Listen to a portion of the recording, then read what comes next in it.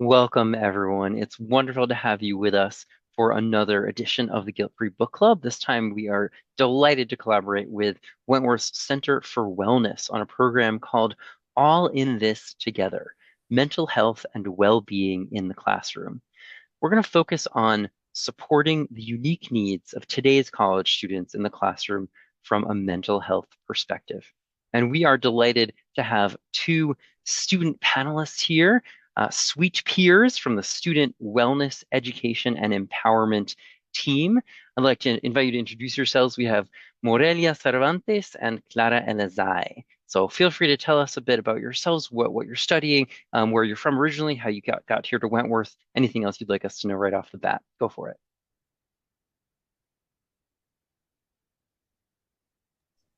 Hi, my name is Morelia Cervantes. I'm from Mexico, Guadalajara, and I'm currently a junior in architecture at Wentworth.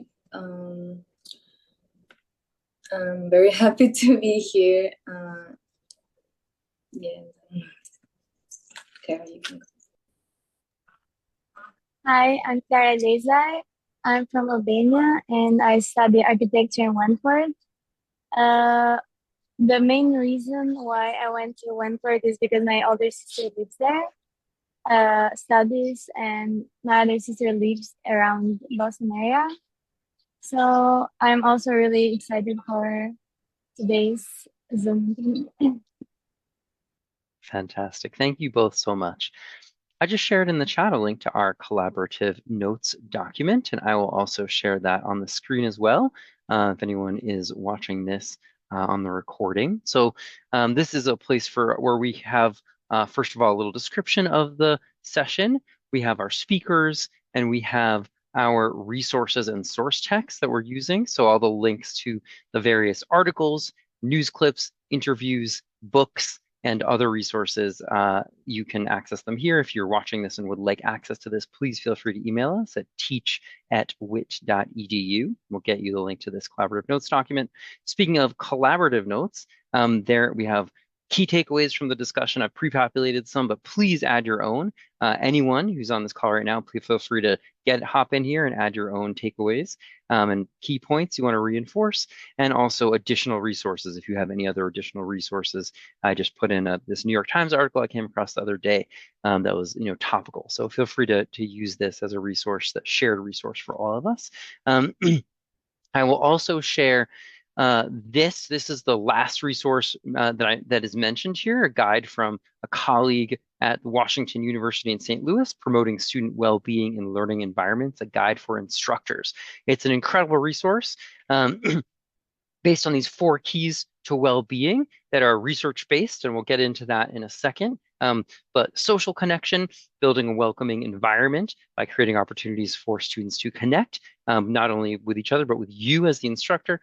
Compassion and stress reduction, so actively listening to students, acknowledging where they are, and implementing practices and policies that help to reduce stress and anxiety in ways that still meet the learning objectives and promote academic rigor. Obviously, we're not going to get rid of that, but do it in a compassionate way.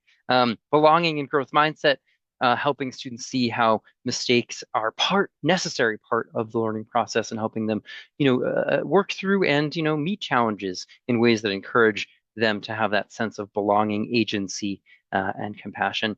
Gratitude and purpose, helping students kind of see what the purpose of all of this is, where it's going, the positive parts that are apparent and evident in their coursework and their learning, and finding those connections between what they're here for. So these are all kind of research driven. So if you kind of scroll down, you'll see that there's all of these different research studies that are cited for all of these different best practices, which is great. And I'll show you at the end where some of these researchers come from, and if you want to take a closer look yourself.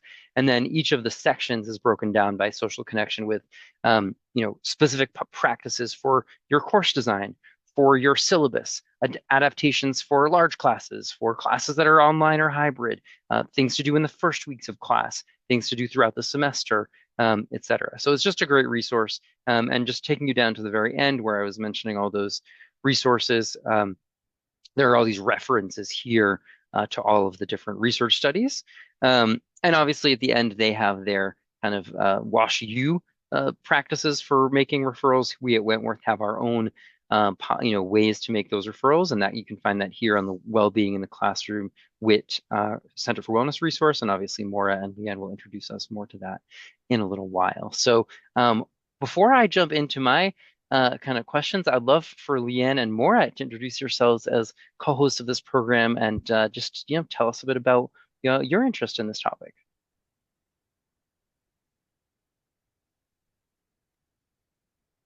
I was like, oh, Leanne, who's going to go first?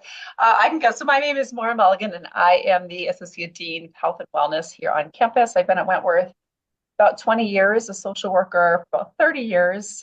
So lots of many years connecting with students, talking with students and faculty staff. And this topic is sort of near and dear to my heart, just sort of seeing the rise of anxiety and anxiety symptoms over the last decade in particular, that's been happening, and the impact that's having, on students, both in the classroom and outside of the classroom, and just it's things we kind of are hearing about and working with students with every day. So, thanks, Josh, for having us.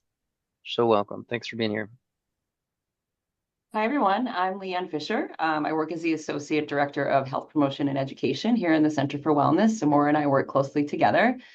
I've only been at Wentworth for about a year, but my interest in health and wellness, like Maura said, spans decades. This has been my life's work since I graduated from college in 2000. So, and much like Maura said, when I'm speaking with students today and working with students, the topic of anxiety comes up more and more.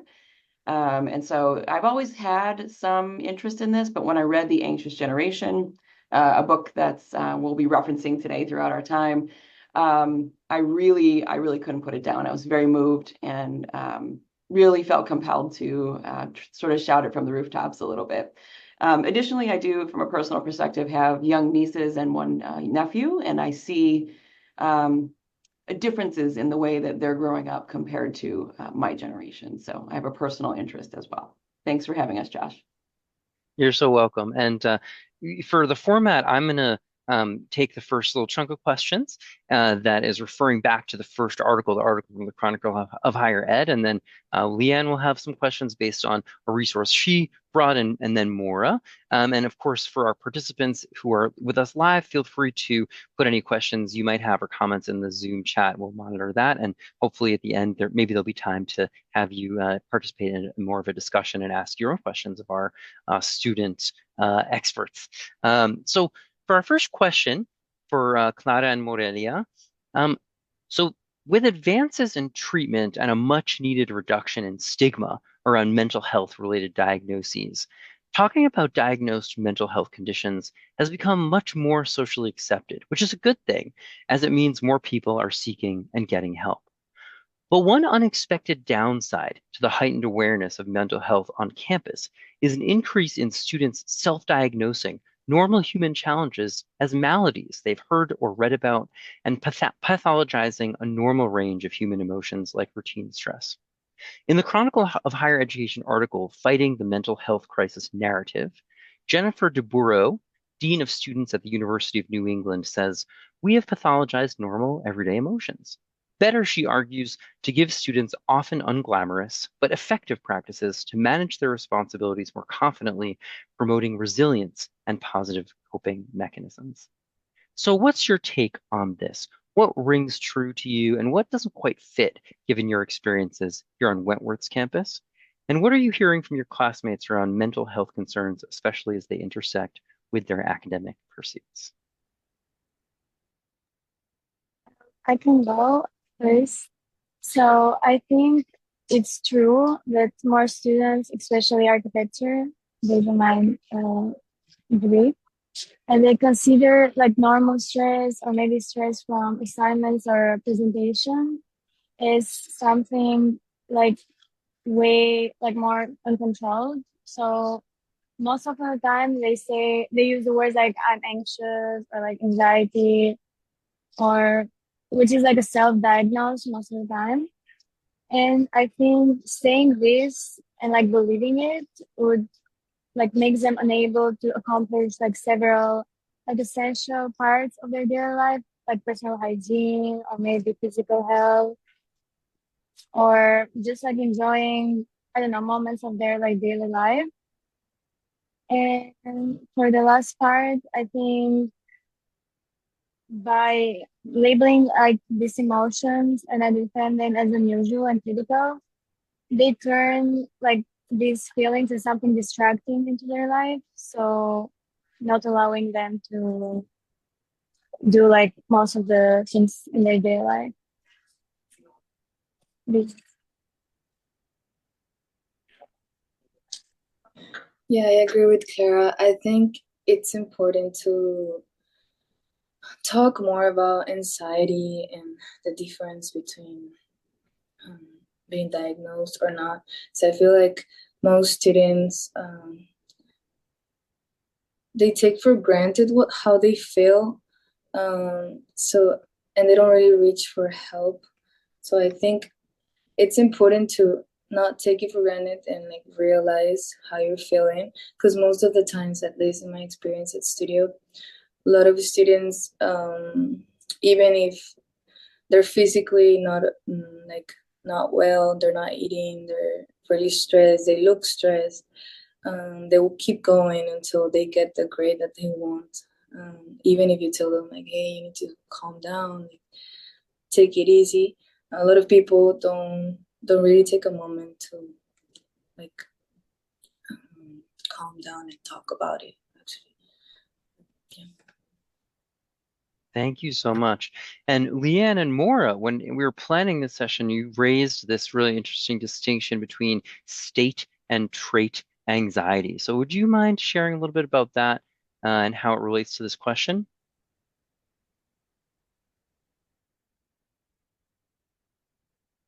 Yeah, more. This feels like in your wheelhouse. If you want to, if you want to go ahead and take this. Sure. One. I don't want to step on your toes. I'm not sure about the state that's sort of that exact. I think the piece which I think really resonates that both of our students have sort of said is we are hearing anxiety used more, right, in terms of pathologizing, and also there is no state of being where we would not have anxiety. So I think we are kind of in this kind of holding both to be true, that there is an increase definitely in sort of more anxiety diagnosis or trouble coping with some things that make us anxious. And sometimes this belief that the goal is to not have anxiety. And so I don't know if that kind of answers to some of that, Josh, but sort of that is that struggle of that there are things in life that will make us anxious, and that is normal stress and anxiety that we need to have on some level. And a lot of times that helps motivate us to get out of bed and to do things and keeps us safe when we feel anxiety about things sometimes. Um, and so I think that is sort of the challenge sometimes, right? We all have, especially in this context of working with students, is presentations and tests are going to cause some level of anxiety, and you kind of need that, and that won't necessarily ever be fully gone.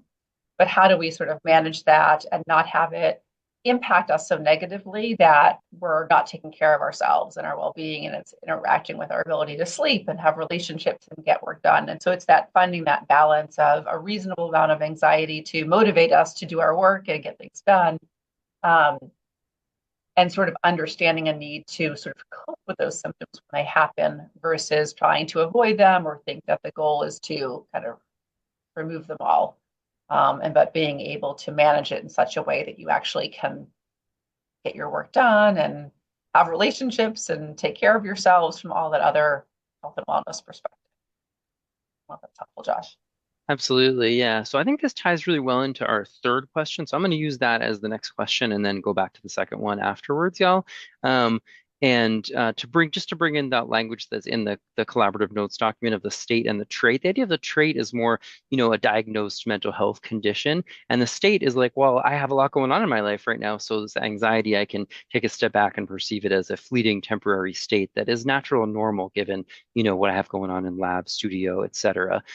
So this question also that comes from this Chronicle of Higher Ed article, and our colleague at the and Simmons University, Sarah Rose Kavanaugh, wrote a book in 2023, so 2023, called Mind Over Monsters, Supporting Youth Mental Health with Compassionate Challenge, in which she writes, how do we help young people shed their armor, read their psychological arousal as challenge rather than threat, embrace their vulnerability, and leap into not knowing in order to learn? Dr. Kavanaugh explains it isn't going to be either by shock and awe thrusting them into situations they fear, or by helping them avoid experiences.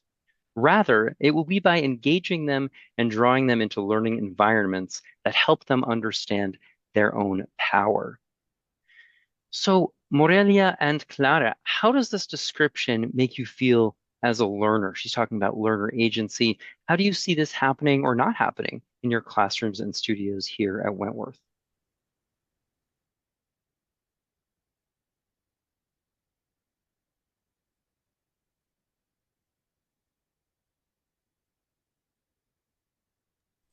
I can go first.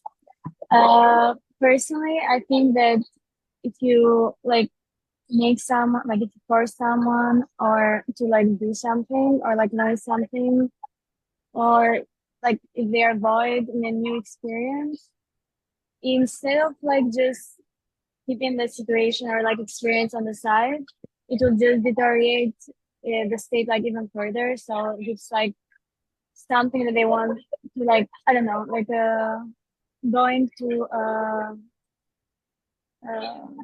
like a contest or something like that, but they are scared if they don't go to the contest, like they avoid the situation, then they will just continue to avoid challenging things in their life.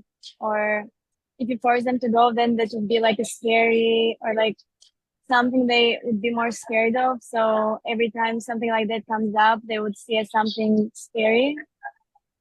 So I think that I personally feel more comfortable in learning something that is like together with my peers or friends. It's like a more collective like workspace or workshops because it gives more confidence in your relationship to like, not being alone, and also forces some like one into something instead of making them positive about the things, which will create an actual like barrier, like I said before.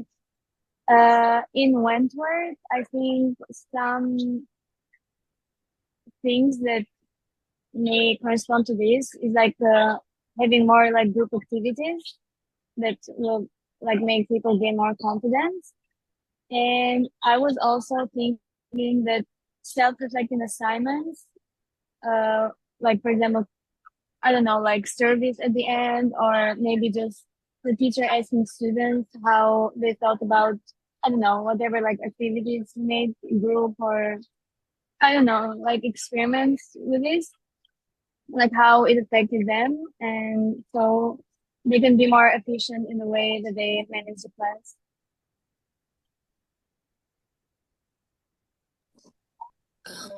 Yeah, and also to go with that, I think making I noticed a lot of teachers actually are concerned and they ask about your like mental well health. And I think it's important to recognize and to embrace like mental health within students, like tell you how are you and actually meaning it, because that creates a safe space with you and the relationship with your peers and your professor. So it's definitely good to always talk and be more, especially at Wentworth where we are like a small community. Um, it's really nice to see that interest from the professors. That's lovely. Yeah, I'm so glad to hear that you are experiencing that care and connection with your faculty members. And certainly, if you were to go back to that Washington U guide, there would be information about ways to build those social connections in the classroom, whether it's group work, as you suggested, or community building activities that happen at the beginning or throughout the semester. And we know from a lot of research that social constructivism is one of the key ways that we learn. We build knowledge and understanding together through interaction. So thanks for bringing that in. So we'll go back to our second question from the Chronicle of Higher Ed article. So Rachel Koch, Assistant Director of Training at University of Richmond's Counseling Center, has been a college counselor for about a dozen years. She says that for students, making friends in their first year is always an adjustment, but post-pandemic, she's observed, quote, everybody has AirPods in, hats on, not making eye contact. They're really trying to hide themselves. And then they come into my office wondering why they feel so lonely and haven't made connections. End quote. So are you experiencing this among your peers? If so, how does that make you feel on campus? And if not, what's your take on the disconnect between her description and your reality?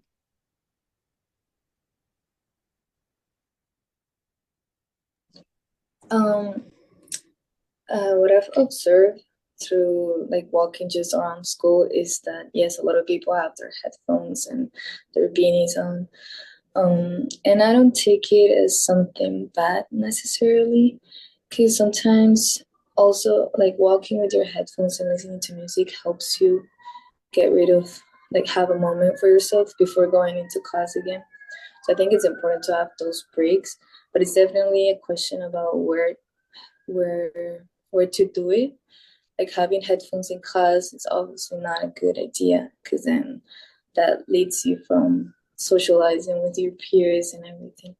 So, but I think about the music, especially since the pandemic, I think it's a way of people getting in their comfort zone and just have a moment for themselves.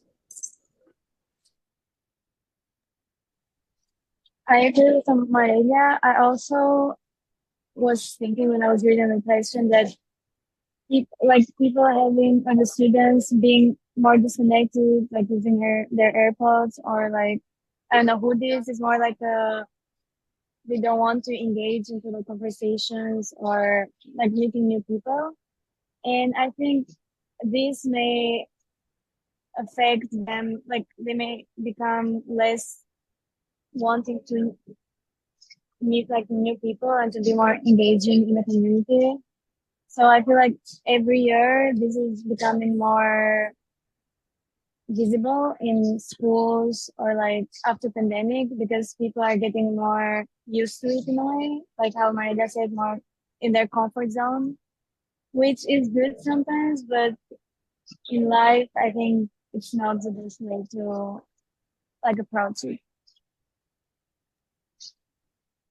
For sure. Thank you so much for sharing. And in our next question, feel free to bring in kind of that international perspective because maybe you've experienced a shift as you've both come to the United States and seen what it's like here versus the countries where you're from.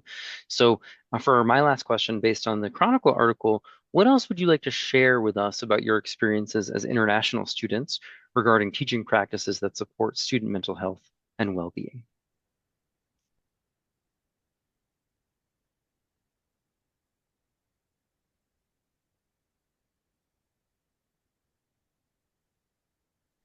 I can go. One of the main things that is like something different compared to Albania in the US in our school, I would say that is more of the teacher and student relationship. I think in the US, teachers in a way are more closer to students, which sometimes, not all the time, but sometimes brings that like the professor like figure towards students because sometimes I feel like they may take advantage of that kindness and become lazy because they just like fail the homework, which affects them in a like a bad way in the future in the long term. But in Albania, teachers are more strict in a way, which like gives the student and the person more of a discipline, even though it may seem like harsh sometimes. But they both have like advantages and disadvantages. So I think there should be a balance in between them, in my opinion. So, but in our school, you can see like both because there are also international teachers sometimes that have been like in their classes, so I've seen. And but I think a balance in between both of them be the perfect way.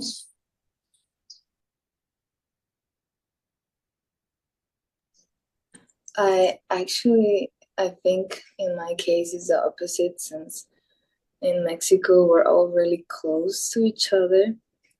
we're always like, hi, good morning, like just like simple conversations that like brings you closer to the professor. And here, at least for me in the beginning, it was a bit hard because people are not used to, or at least I didn't live through it. To just like have a moment on the day, like at first in class, to like see how are you, how was your day, and then start teaching. But it's something that I think it depends each person and each professor is different. But I think for like the mainly harsh classes, professors tend to be more strict, and I feel more distance from them. And it's something that it's been hard for me because especially when I don't understand something, I feel like scared of asking to them because especially because the connection they showed to me is not as what I lived through in Mexico. So it's definitely hard sometimes to create the those connections. But I know there's some other professors that are great with the students. Thank you both for sharing your perspectives on that. It's fascinating, that you have such kind of differing experiences on that kind of spectrum of connection with faculty.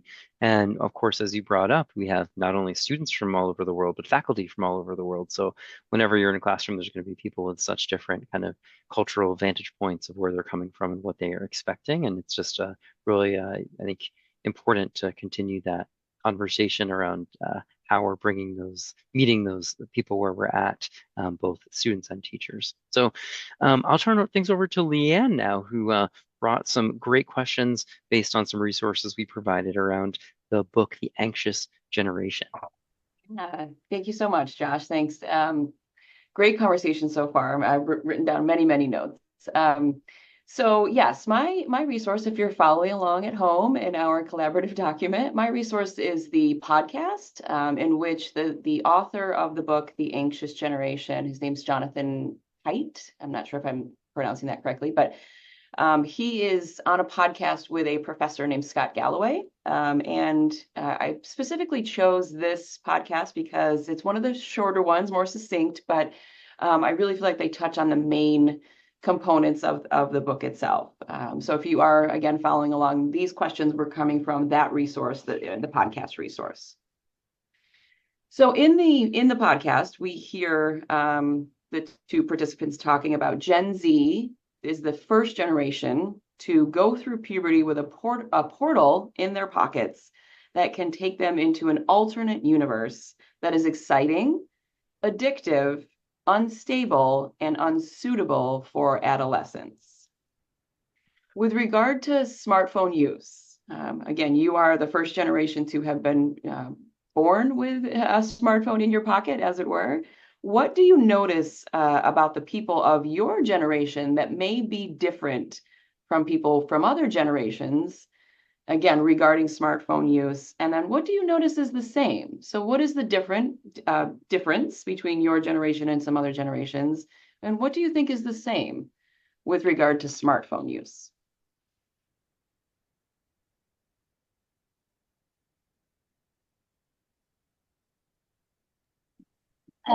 I first for the differences, I was thinking that it's more like people of like our generation is more knowledge about different aspects of life earlier than other like my mom's generation or like prior generations were. And another thing is that our generation is really led by trends and influencers instead of, I don't know, your mother's like words, or I don't know, just your, I don't know, the way your own identity or like your own instincts in life. And I was also thinking that our generation seems to be more judgmental and exclusive in the society. And I think this relates also to the prior point that it's really influenced by the things that they see like online, or maybe this set of rules that is, I don't know, on Instagram or other social like media, which maybe they do not believe like themselves, but they just see other people believe in those. So they judge based on those like elements. And for the same, I was thinking of how, I'm not sure if I got the question right, but I was thinking that the way that our generation and like other generations use the phone is like the desire to connect. I see it in like both generations, like maybe with family and friends. Also, my grandma uses her phone to like connect with her friends on Facebook. And I was the other thing is also that idea of learning new things or like exploring or like Google about, I don't know, books, movies, or maybe just like nutrition or other things. So I was thinking these two ones are what like they're gonna be the same like regarding to like iPhone. So Thank you, Clara. Thank you. yeah. For me, I think, well, nowadays we have to use technology. It's inevitable, and it's gonna keep like being more present in our lives.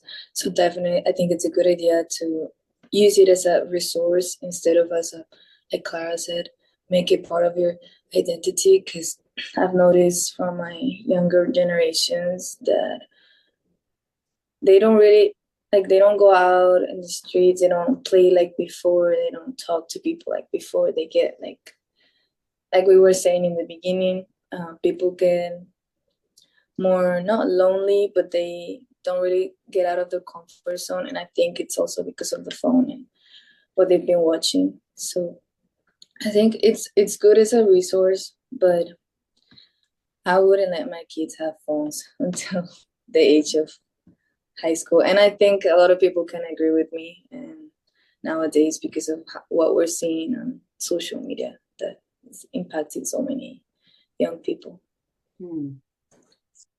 Very interesting comment there, Moriela, that you would not allow your future children to have a phone until high school. Very, very interesting there. So just if you have read The Anxious Generation, or if you're interested, this is one of the sort of prescriptions that the author gives is when to give a phone to your child, which if you are a parent on this call, perhaps you've had this conversation or thought about this for yourself. And not to get too deep into it, but the part of it is it's got to be collective action, because we all have been through middle school and times in life where it's very important for us to be part of a group. And if one child does not have a phone and all the rest of the children do, that can be exclusionary in itself. So yeah, very, very interesting comments from both of you. Thank you. So my next question then, again, from this same podcast, they bring up the idea of opportunity cost.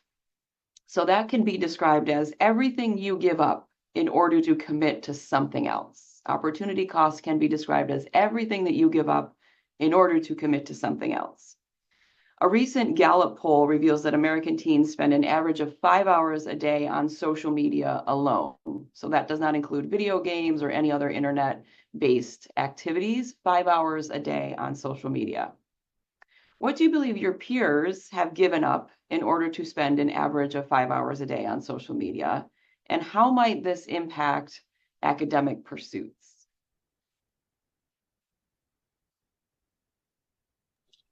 I think we give up a lot of our time and energy into it, especially in the mornings when I think most teenagers wake up and what they see is their phones.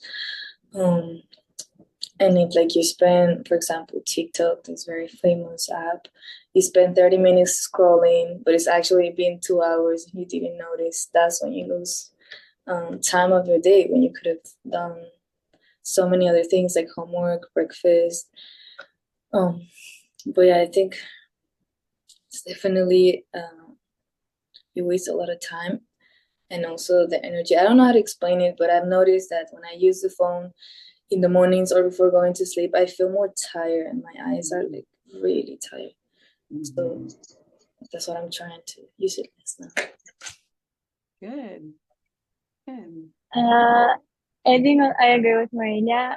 some other things I was thinking is like family connection.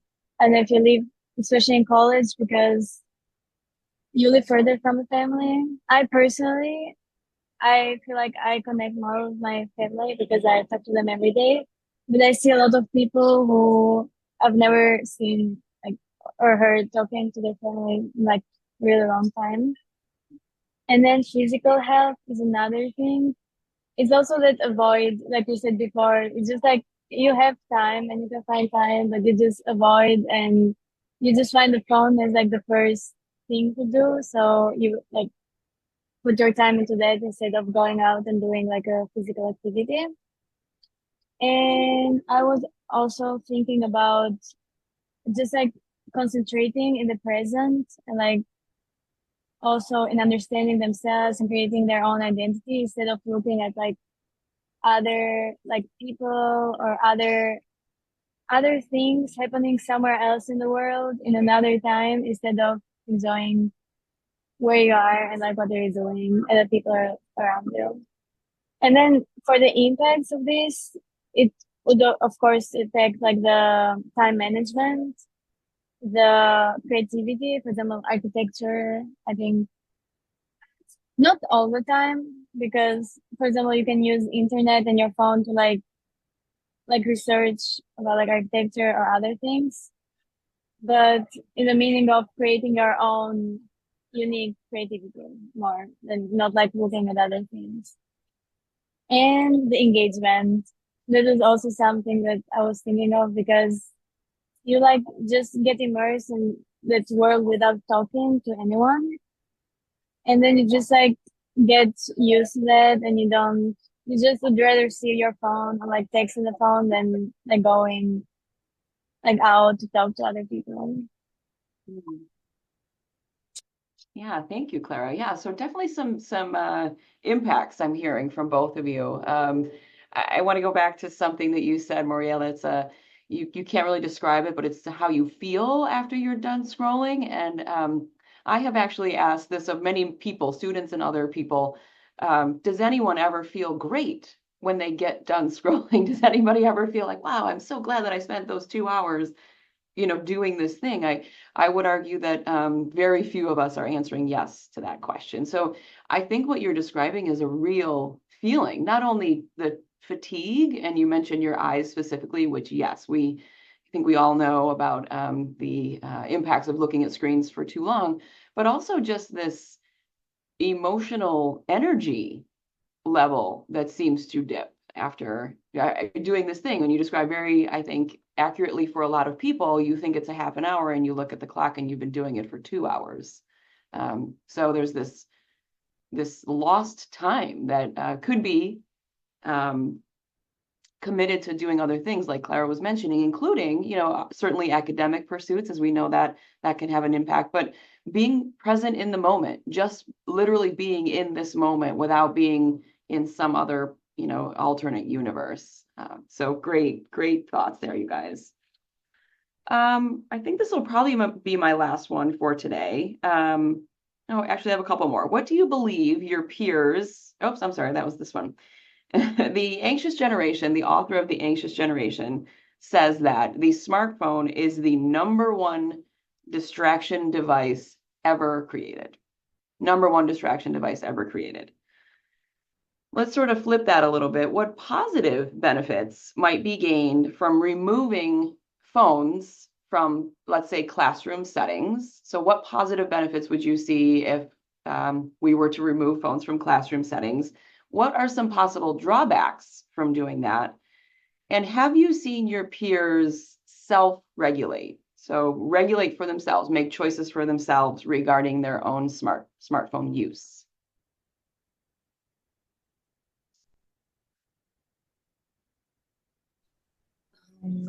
So for the first one, wait, sorry. Can you repeat the first one? I had the thought in my head. I'm just I know there's a lot of thinking going on. Positive benefits that could be gained by removing phones from classrooms. And then the reverse of that, what are some drawbacks from taking, if we were to take phones out of the classroom?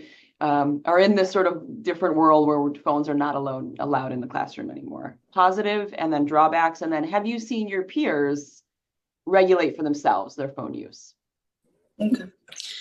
So actually, back in Mexico, we had some of my professors wouldn't like phones, so they will have a mini basket and they would like give your phone in the beginning, and then so the result of this experiment I've noticed is that people actually talk more with each other and they create more relationships instead of what I've experienced here, that I just go to my math class and no one's talking to each other because they don't know each other.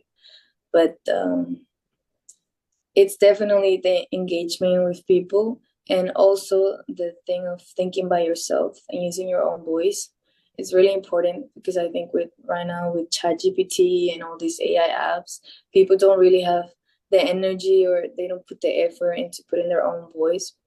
So that would be a really good idea, in my opinion, to get rid of the phones. Even though the phones are good for information and resources, it's also good to have a good connection with the class.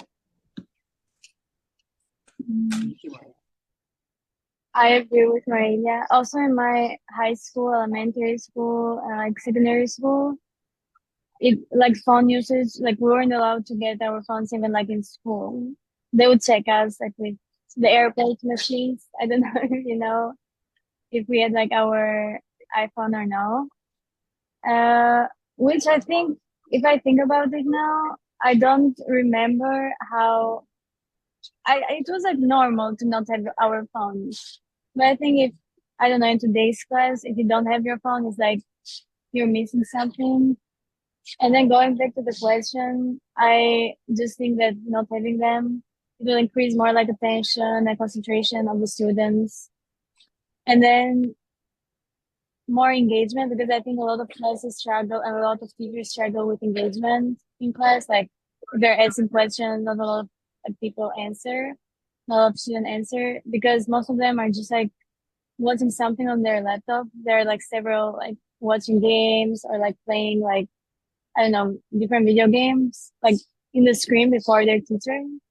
So I think concentration and like engagement is like two like primary points I think that would change.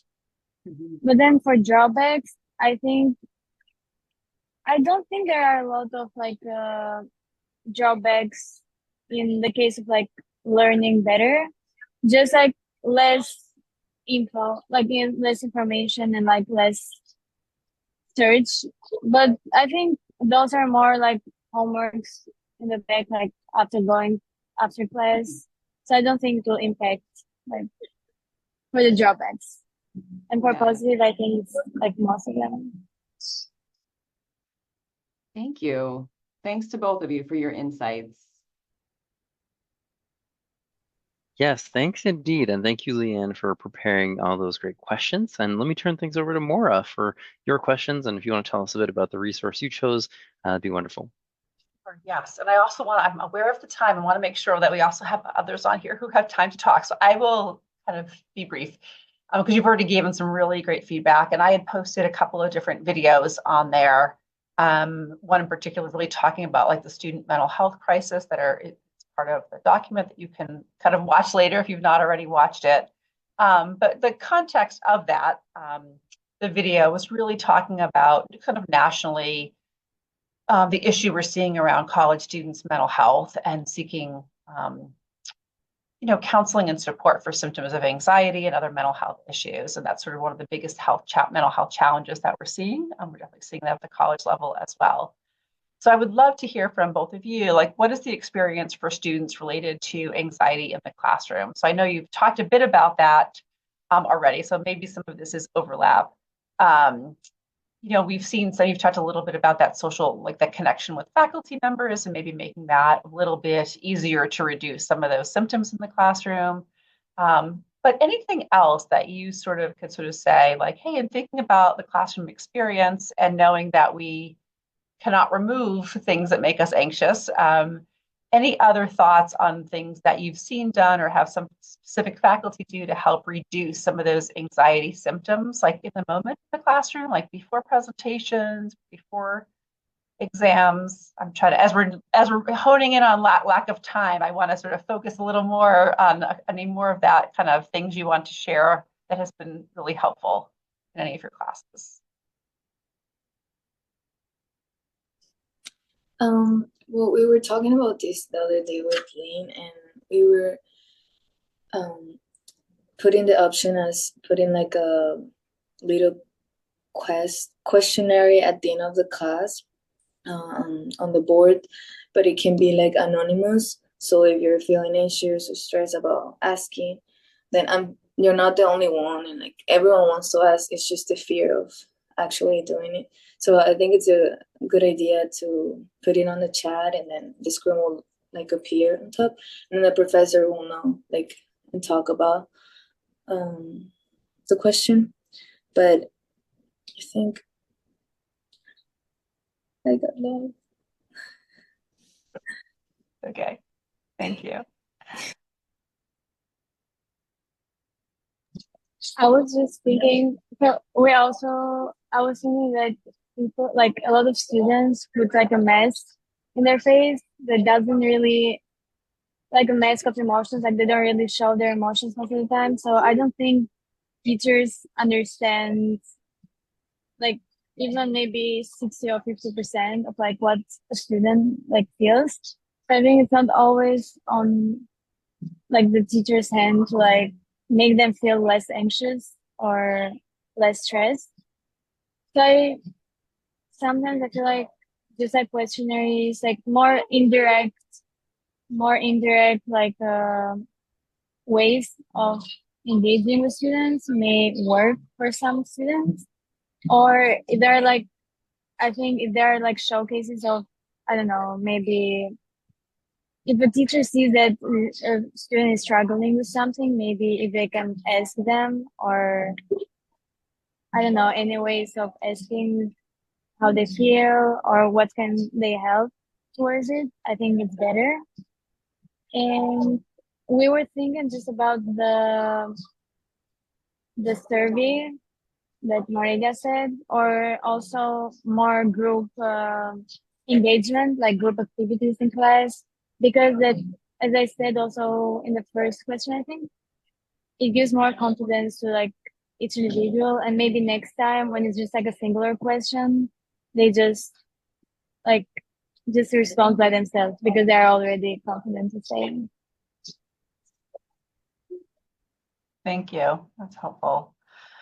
I had a one more question, and is that okay, Josh? And then I open it up, see if anyone else wants to, or for you to that. So my other question is sort of more of a compilation of a lot of the different anxiety research, and some of that you have, but we know that anxiety craves comfort and certainty, right? So when we're exactly certain of what's going to happen and we feel very comfortable, we're generally not anxious. And that really runs counter to daily life for all of us, right? We don't kind of walk through the world always comfortable or certain of what will happen next. And so there are definitely sometimes people, not just students, but who think that avoiding experiences that cause anxiety can be helpful. And are sometimes seeking that in the classroom to, like, if I just don't have to do these things, then I don't feel anxious. If I don't have to present or do my crits, right, or some of those other things. And that really runs counter to the research that what we know about anxiety and what really helps lessen anxiety symptoms, over time.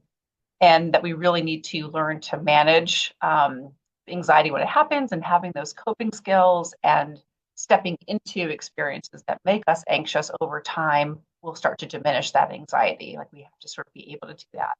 So I would just love you as students for your kind of thoughts on that. Like, how do you feel about kind of hearing that information? Have you been able to do things here that make you anxious and have come to realize, like, oh, that was hard, but I could do it, or I got through the other side, and that was helpful. I'm glad I didn't avoid it. And how does that help you when you're having symptoms of anxiety? Because we all have symptoms of anxiety at times, for the next time you're facing kind of those kind of similar feelings.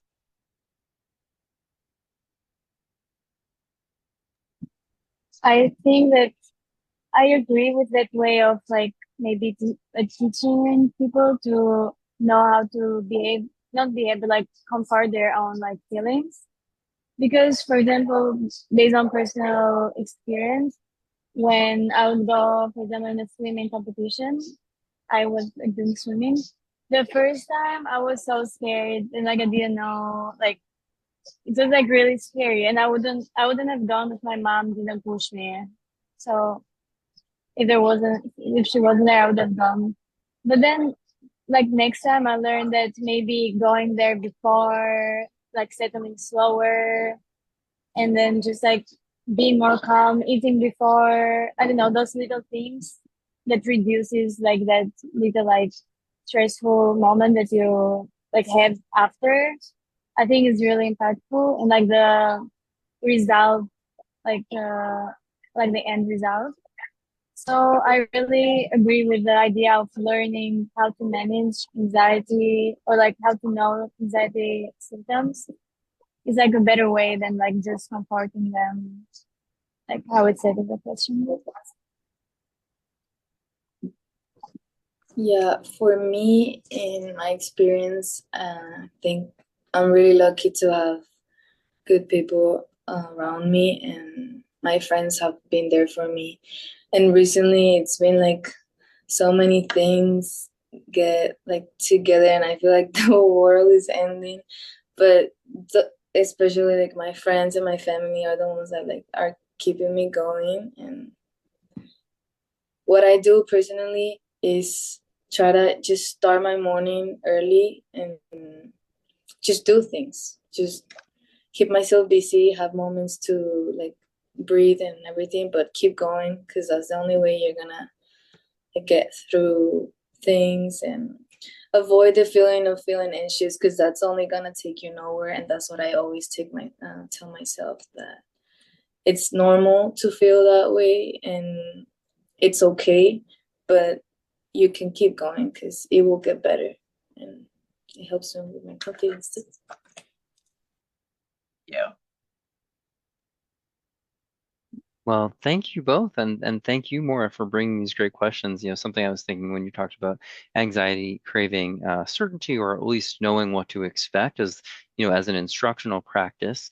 A lot of times faculty will have in their mind of, why we're doing this or what's going to happen. But if it's not communicated to students in a very clear, transparent, and, evident way, sometimes students might be left wondering, and then that could trigger some of that anxiety. So a way to, kind of help ease the experience in the classroom might be through some of that transparency and practices that allow students to know kind of what's going on, what to expect, why we're doing this. There's a whole kind of framework called TILT that it relates to assignment design for putting forward the task, the purpose, and the criteria, but that can apply to any sort of learning design that you're doing. So we only have 5 minutes left, but are there any thoughts, questions, comments from our audience? I know we have some faculty and staff in our virtual audience here today. Is there anything that anyone would like to share or bring up while we have this space for discussion?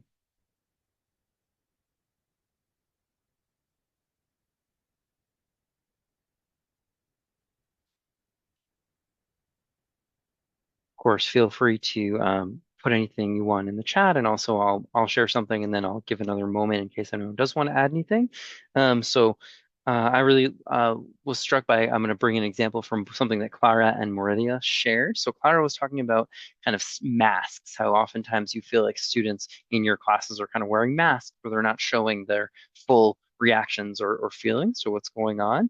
And I had an experience in a Wentworth classroom the other day where, to reinforce this idea of like, we really don't know what's going on with people. We don't know. And as instructors, how do we kind of be compassionate and meet folks where they are? There was a student who seemed like they were very distracted, and yet when they, were asked, they raised their hand and they had some incredible insights on what was going on. So, even if it seems like someone might be distracted, maybe that's a way they're a coping mechanism they're doing, and they're actually helping them. That's actually helping them pay attention more. We actually don't know, and we don't know where people are coming in from. We don't know where they're going. So there's just kind of that sense of perspective that can really help us as instructors to kind of not take things personally, and also just to, give students the benefit of the doubt. Something that Morelia shared was this quote that when I go to math class, no one is talking to each other because no one knows each other. And that when I was a student, that wasn't the case. Like the professor would have to be like, all right, y'all, like time to be quiet because it's time to start class because everyone was chatting, whatever. And that's a new phenomenon, right? Relatively new, I think, in my experience. And so, you know, I could see a professor being like, well, I'm here to teach math. What does it matter if the students know each other? But some of that research that was in that guide that we referenced at the beginning from WashU has all sorts of benefits to student learning, student outcomes when there is that community in class and you do have that shared pursuit of knowledge. So just another thing to reinforce. Before we wrap up, are there any other thoughts or questions from our virtual audience? Well, I'd love to invite Maura or Leanne to share anything you want about any resources that the Center for Wellness has to support our faculty in, their pursuits at being more kind of wellness aware instructors. I'm just going to I'll jump in real fast and then Leanne, I'll leave time for you. So on our website, and I think it's on the document, Josh, that you provided there for people just to kind of redirect to that. So on our website, the Center for Wellness, if you put in health and wellness, you can access, there is a link on Wellbeing in the classroom, which kind of will highlight some of the anxiety pieces. And then there's also a document on sort of a little more specific to anxiety in the classroom. So I just want to make sure that our faculty on the call sort of know those resources exist in case that's helpful about, if there's a few practices that you might want to think about bringing into the classroom, even, before an exam or before a presentation or just sort of day to day in terms of some, either mindfulness or a few kind of tweaks to deadlines or curriculum sometimes that can kind of help reduce some of that anxiety. So Leanne, I don't know if you have anything else. I'm down to a minute. Yeah, so thanks, Maura. And I would just add, sort of going back, closing the loop a little bit here at the beginning, Josh mentioned Jennifer Burrow, the Dean of Students at the University of New England, argues that we can help students by giving them, she calls, often unglamorous but effective practices to manage their responsibilities more confidently and build resilience. I'm going to do a shameless plug here for our foundational wellness course, which is available on Brightspace. So these are the kind of often unglamorous, but really foundational things that students really need to get started on the right foot or to come back to sort of an equilibrium place, I think. And so it's all the things that we talk about at the Center for Wellness, getting good quality sleep and nourishing your body in a way that's really helpful for you, being physically active. All these, we have 9 foundations of wellness here at Wentworth. So if you are working with a student and you find that they really would like more resources, we really think this is a really great place for them to start. And again, it's available to any student. If they go to the Discover tab on Brightspace, they can find that foundational wellness. And if they're maybe just looking for 2 or 3 areas where they want to build some skills, that's a really great place to start. So I would put a plug in for our great foundational wellness class. Nice. And I know that you've had some faculty who teach primarily first-year students who've actually included that course within their course as kind of like an extra credit thing. So that's a great way to get engagement too, if you feel like that would benefit your students. Yeah. Yep. Josh. Awesome. Well, thank you, Leanne and Maura, for partnering on this program. Thank you so much, Morelia and Clara, for joining us as our honored guests. And it's just been great to get to know you a bit and hear your perspectives, and look forward to continuing to be connected and support wellness in the classroom. Thank you, Sarah, for putting the foundational wellness course link in the chat just now. If you want more information about that, or want to collaborate with an instructional designer on implementing some of these best practices to support student wellness in your learning design, feel free to reach out to us at teach@wit.edu. Thanks again for being here, everyone, and have a great rest of your afternoon. Thank you.